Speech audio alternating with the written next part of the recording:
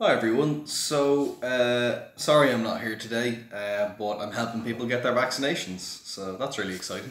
And I hope some of you are getting your vaccinations either today or tomorrow. But we're on chapter 7. So chapter 7 is called The Sorting Hat. Now, the last chapter was, if you remember, the journey from platform 9 3/4. So Harry has arrived, he's in Hogwarts, he's just come to the big door at the front of the Great Hall, and Hagrid has knocked. The door opened at once. A tall, black-haired witch in emerald green robes stood there. She had a very stern face, and Harry's first thought was, this was not someone to cross. The first years, Professor McGonagall, said Hagrid. Thank you, Hagrid. I'll take them from here. She pulled the door wide. The entrance hall was so big you could have fitted the whole of the Dursleys' house in it. The stone walls were lit with flaming torches like the ones at Gringotts.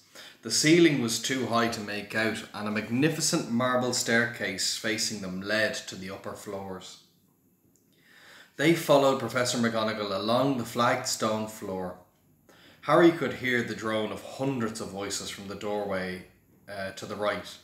The rest of the school must already be in there, but Professor McGonagall showed the first years into a small empty chamber just off the hall. They all crowded in, standing rather closer together than they usually would have done, peering about nervously. Welcome to Hogwarts, said Professor McGonagall. The start of term banquet will begin shortly, but before you take your seats in the Great Hall, you will be sorted into your houses.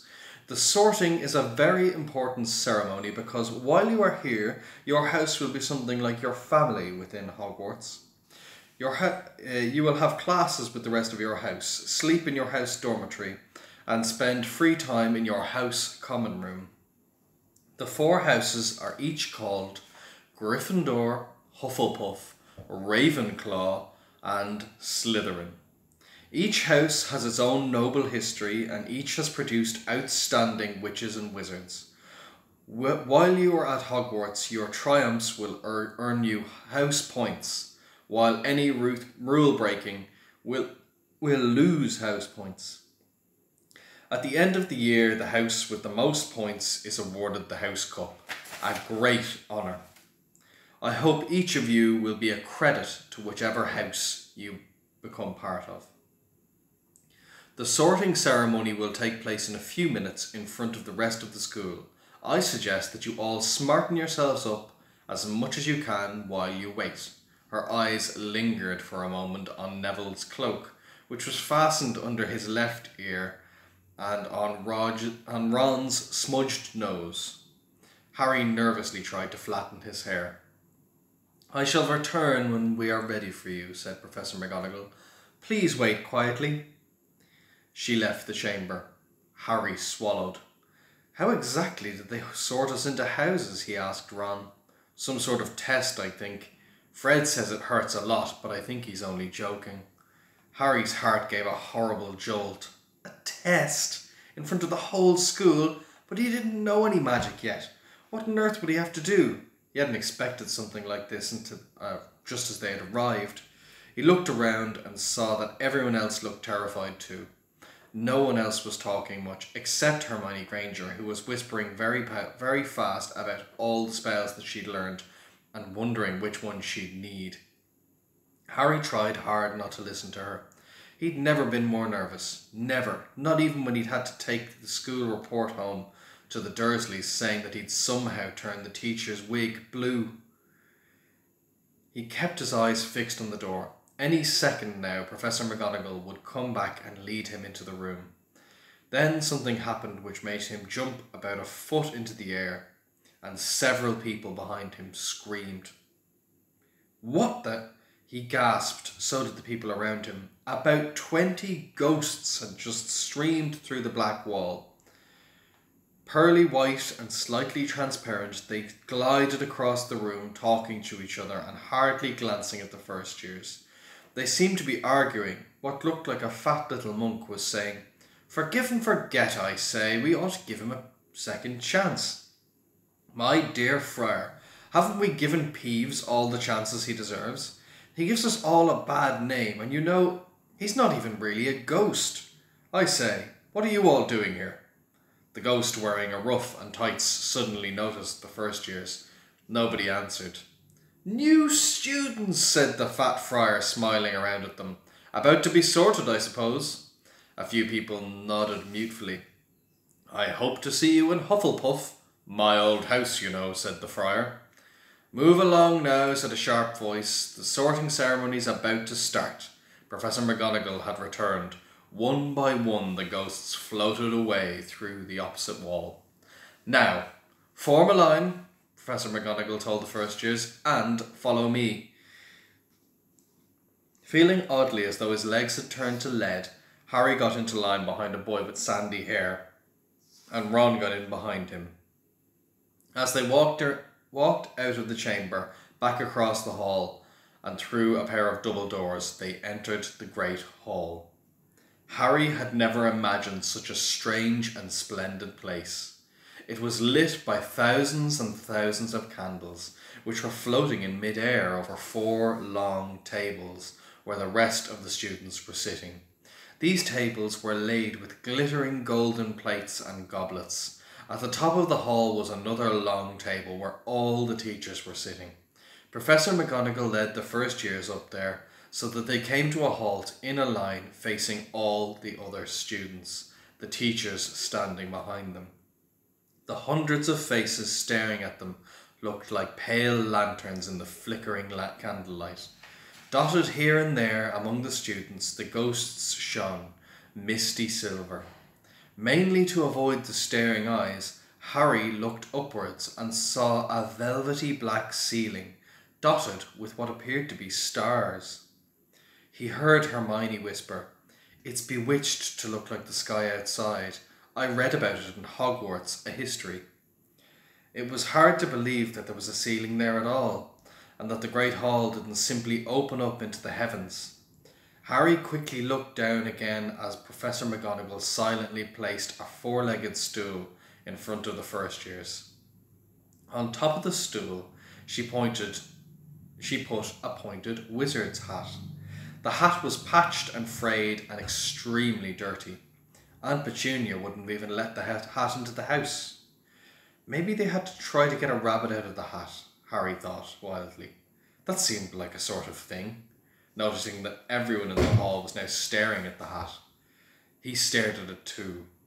For a few seconds there was complete silence. Then the hat twitched and a rip near the brim opened up like a wide mouth, and the hat began to say, "Oh, you may not think I'm pretty, but don't judge on what you see. I'll eat myself if you can find a hat smarter than me. You can keep your bowlers black, your top hat sleek and tall, for I'm the Hogwarts sorting hat, and I can cap them all. There's nothing hidden in your head the sorting hat can't see, so try me on and I will tell you where you ought to be. You might belong in Gryffindor, where dwell the brave of heart. Their daring nerve and chivalry set Gryffindors apart. You might belong in Hufflepuff, where they are just and loyal. Those patient Hufflepuffs are true and unafraid of toil. Or yet in wise old Ravenclaw, if you've a ready mind, where those of wit and learning will always find their kind. Or perhaps in Slytherin, you'll make your real friends. Those cunning folk use any means to achieve their ends. So put me on, don't be afraid, and don't get in a flap. You're in safe hands, though I have none, for I'm a thinking cap." The whole hall burst into applause, and the hat finished its song. It bowed to each 4 tables and became quite still again. "Oh, so we just have to try on a hat," said Ron to Harry. "I'll kill Fred. He was going on about wrestling a troll." Harry smiled weakly. Yes, trying on a hat was a lot better than having to do a spell, but he did wish that he didn't have to try it on with everyone watching. The hat seemed to be asking rather a lot. Harry didn't feel brave or quick-witted for any of it at the moment. If only the hat had mentioned a house for people who feel a bit queasy, that would have been the one for him. Professor McGonagall now stepped forward, holding a long roll of parchment. When I call your name, you will put on the hat and sit on the stool to be sorted. Abbot Hannah, a pink-faced girl with blonde pigtails, stumbled out of line, put on the hat, which fell right down over her eyes, and sat down. A moment's pause. Hufflepuff! Shouted the hat. The table on the right cheered and clapped as Hannah went and sat down at the Hufflepuff table. Harry saw the ghost of the fat friar waving merrily at her. Susan! Bones! Hufflepuff! Shouted the hat again, and Susan scuttled off to sit next to Hannah. Boot! Terry! Ravenclaw! The table second from the left clapped this time. Several Ravenclaws stood up to shake hands with Terry as she joined them. Mandy Brocklehurst went to Ravenclaw too, but Lavender Brown became the first new Gryffindor, and the table on the far left exploded with cheers. Harry could see Ron's twin brothers catcalling. Millicent Bulstrode then became a Slytherin. Perhaps it was Harry's imagination after he'd heard all about Slytherin, but he thought they looked like a very unpleasant group. He was starting to feel definitely sick now. He remembered being picked for teams and sports lessons at his old school, and he'd always been the last to be chosen. Not because he was no good, but because nobody wanted Dudley to think that they liked Harry. Finch, Fletchley, Justin, Hufflepuff. Sometimes Harry noticed that the hat shouted the house at once, but others it took a little while for the hat to decide. Finnegan, Seamus, the sandy-haired boy next to Harry in the line, sat on the stool for almost a whole minute before the hat declared him a Gryffindor. Hermione Granger. Hermione almost ran to the stool and jammed the hat on eagerly. Gryffindor! Shouted the hat. Ron groaned. A horrible thought struck Harry, as horrible thoughts always do when you're very, very nervous. What if he wasn't chosen at all? What if he just sat there with the hat over his eyes for ages until Professor McGonagall jerked it off his head and said that there'd obviously been a mistake and he'd better get back on the train. When Neville Longbottom, the boy who kept losing his toad, was called, he fell over on his way to the stool. The hat took a long time to decide with Neville. When it finally shouted Gryffindor, Neville ran off, still wearing it, and had to jog back amid howls of laughter. And he had to give it back to Morag McDougal. Malfoy swaggered forward when his name was called and got his wish at once. The hat had barely touched his head when it shouted, Slytherin! Malfoy went to join his friends Crabbe and Goyle, looking very pleased with himself. There weren't many people left now. Moon, Knott, Parkinson, a pair of twin girls called Patil and Patil, and then Perks, Sally Ann, and at last, Harry Potter. As Harry stepped forward, whispers suddenly broke out, like little hissing fires all over the hall. Potter? Did they say Potter? The Harry Potter? The last thing Harry saw before his hat had dropped over his eyes was the hall full of people craning to get a good look at him. Next second, he was looking at the black inside of the hat. He waited. Said a small voice in his ear. Difficult, very difficult. You have plenty of courage, I see.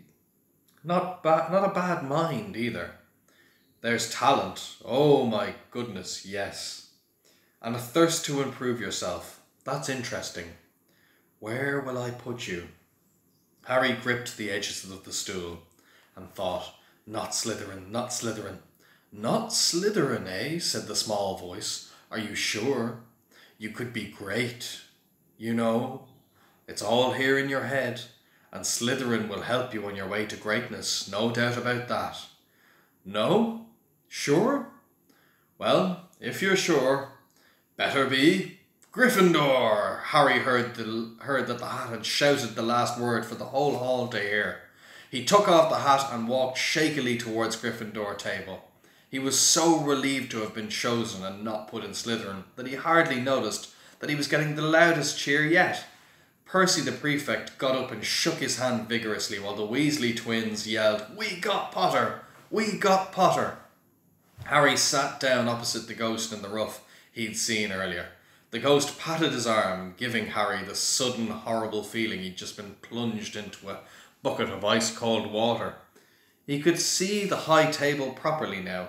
At the end nearest him sat Hagrid, who caught his eye and gave him a thumbs up. Harry grinned, and there, in the centre of the high table, in a large gold chair, sat Albus Dumbledore. Harry recognised him at once from the wizarding cards that he'd got out of the Chocolate Frog. Dumbledore's silver hair was the only thing in the whole hall that shone as brightly as all the ghosts. Harry spotted Professor Quirrell too, the nervous man from the Leaky Cauldron. He was looking very peculiar in a large purple turban, and now there were only 3 people left to be sorted. Turpin, Lisa, became a Ravenclaw, and then it was Ron's turn. He was pale green by now, and Harry crossed his fingers under the table, and a second later, the hat shouted, "Gryffindor!" Harry clapped loudly with the rest as Ron collapsed into the chair next to him. "Well done, Ron! Excellent," said Percy Weasley pompously across Harry, as Zabini Blaze was made a Slytherin. Professor McGonagall rolled up her scroll and took the sorting hat away. Harry looked down at the empty gold plate. He had only just realised how hungry he was. The pumpkin pasties seemed ages ago now. Albus Dumbledore had risen to his feet. He was beaming. Looking at all the students, he opened his arms wide as if nothing could have pleased him more than to see them all there.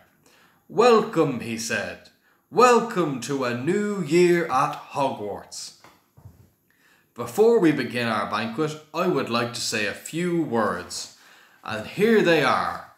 Nitwit, Blubber, Oddment, Tweak." "Thank you." And he sat back down. Everybody clapped and cheered. Harry didn't know whether to laugh or not. "Is he a bit mad?" he asked Percy suddenly. "Mad," said Percy airily. "He's a genius. Best wizard in the world. But a bit mad?" "Yes, completely. Potatoes?" Harry's mouth fell open. The dishes in front of him were now piled high with food. He had never seen so many things that he liked to eat on one table. Roast beef, roast chicken, pork chops and lamb sausages, bacon, steak, boiled potatoes, roast potatoes, chips, Yorkshire puddings, peas, carrots, gravy, ketchup, and for some strange reason, mint humbugs. The Dursleys had never exactly starved Harry, but he was never allowed to eat anything he liked as much as this. Dudley had always taken anything that Harry really wanted, even if it made him sick. Harry piled his plate high with a little bit of everything, except the humbugs, and began to eat. It was all so delicious. "That does look good," said the ghost in the ruff sadly, watching Harry cut up a steak. "Can't you?" "I haven't eaten in nearly 400 years, said the ghost. "I don't need to, of course, but one does miss it." "I don't think I've introduced myself. Sir Nicholas de Mimsy Porpington at your service, the resident ghost of Gryffindor Tower." "I know who you are," said Ron suddenly. "My brothers told me about you. You're nearly Headless Nick. I would prefer if you called me Sir Nicholas de Mimsy," the ghost began stiffly, but sandy-haired Seamus Finnegan interrupted. "Nearly headless? How can you be nearly headless?" Sir Nicholas looked extremely miffed, and if their little chat wasn't going all the way he wanted. "Like this," he said irritably, and he seized his left ear and pulled his whole head swung off his neck and fell off onto his shoulders, as if it was on a hinge. Someone had obviously tried to behead him, but not done it properly. Looking pleased at the stunned look on their faces, nearly Headless Nick flipped his head back onto his neck and coughed and said, "So, new Gryffindors, I hope you're going to help us win the house championship this year. Gryffindor have never gone so long without winning. Slytherin have got cups 6 years in a row now. The bloody Baron is becoming almost unbearable. He's the Slytherin ghost. Harry looked over at Slytherin's table and saw a horrible ghost sitting there, with blank staring eyes, a gaunt face, and robes stained with silver blood. He was right next to Malfoy, Harry noticed, he was sitting right next to Malfoy, who, Harry was pleased to see, didn't look too pleased with the seating arrangements. "How did he get so covered in blood?" asked Seamus with great interest. "I've never asked," said nearly headless Nick delicately. When everyone had eaten as much as they could, the remains of the food faded from the plates, leaving them sparkling clean as a moment before. Later, the puddings appeared.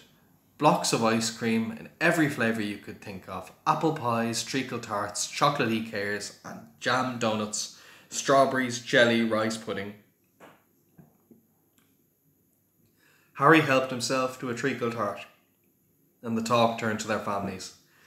"I'm half and half," said Seamus. "Me ma's a muggle. Mam didn't tell him she was a witch till after they were married. It was a bit of a nasty shock for him." The others laughed.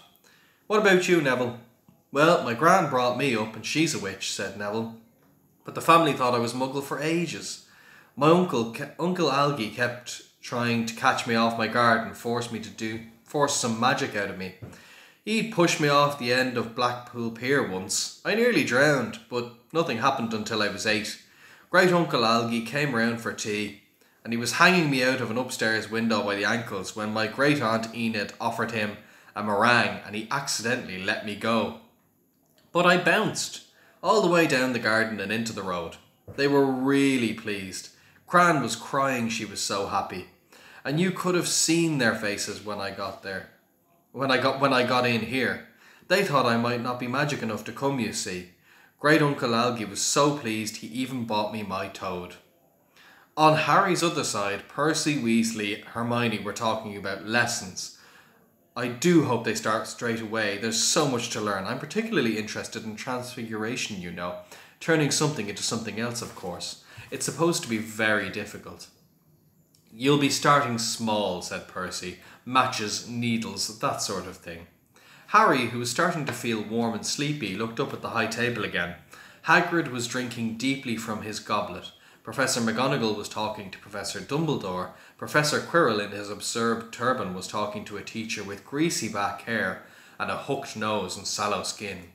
It happened very suddenly. The hook-nosed teacher looked past Quirrell's turban and straight into Harry's eyes, and a sharp, hot pain shot across Harry's forehead.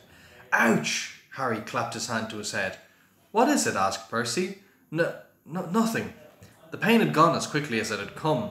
Harder to shake off was the feeling that Harry had got from the teacher's look. A feeling that he did not like Harry at all.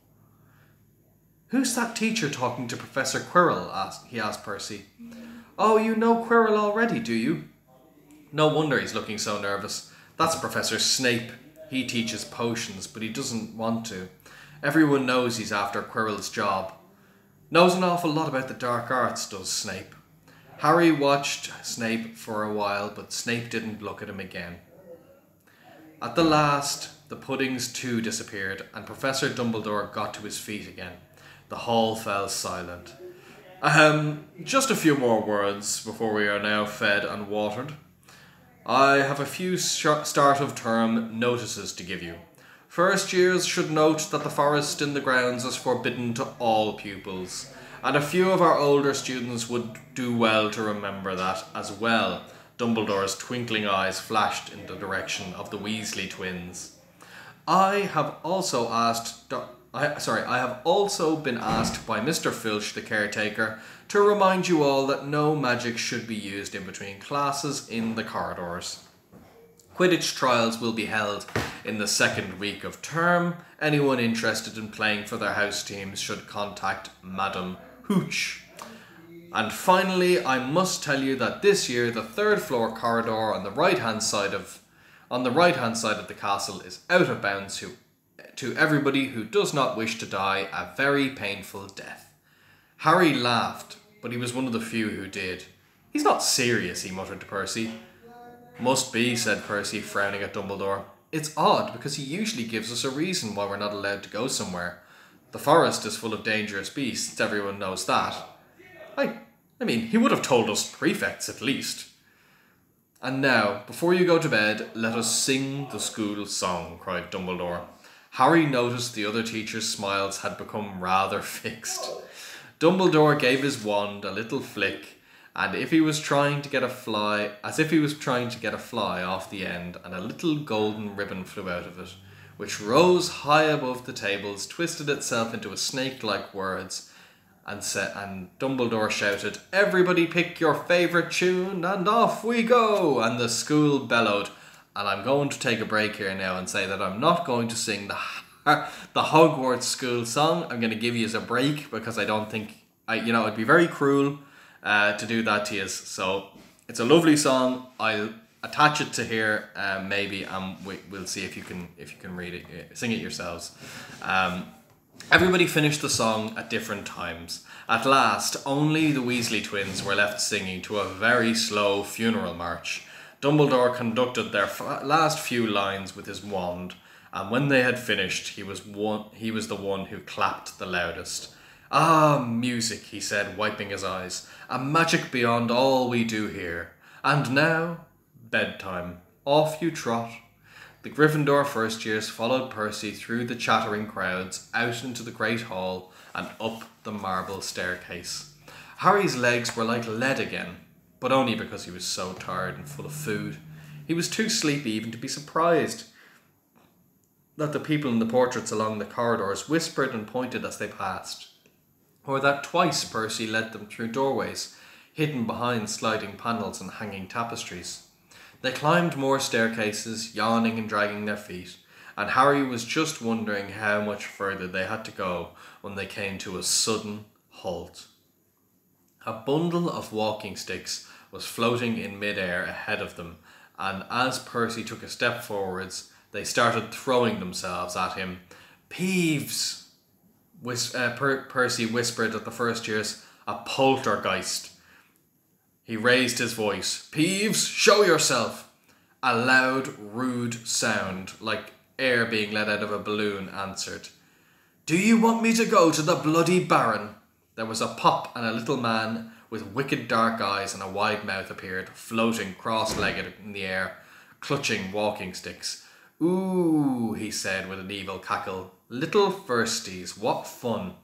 He swooped suddenly at them and they all ducked. Go away, Peeves, or the Baron'll hear about this. I mean it, barked Percy. Peeves stuck out his tongue and vanished, dropping the walking sticks all on Neville's head. They heard him zooming away, rattling coats of armour as he passed. You'd want to watch out for Peeves, said Percy as they set off again. The bloody Baron's the only one who can control him. He won't even listen to us prefects. Here we are. At the end of the corridor hung a portrait of a very fat woman in a pink silk dress. Password, she said. Caput Draconis, said Percy, and the portrait swung forward to reveal a round hole in the wall. They all scrambled through it. Neville needed a leg up, and then they found themselves in Gryffindor Common Room, a cosy room full of squashy armchairs. Percy directed the girls through the door to their dormitory and the boys through another. At the top of the spiral staircase, they were obviously in one of the towers. They found their beds. 5 four-poster beds with deep red velvet curtains.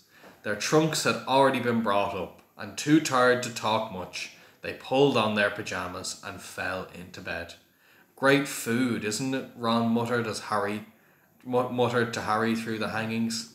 Get off, Scabbers, he's chewing my sheets. Harry was going to ask Ron if he'd had any of the treacle tart, but he fell asleep almost instantly. Perhaps Harry had eaten a bit too much, because he had a very strange dream.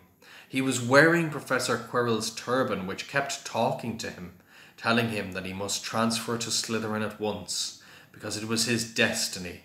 Harry told the turban he didn't want to be in Slytherin. It got heavier and heavier and tried to and as Harry tried to pull it off, it tightened painfully around his head. And there was Malfoy, laughing at him as he struggled with it.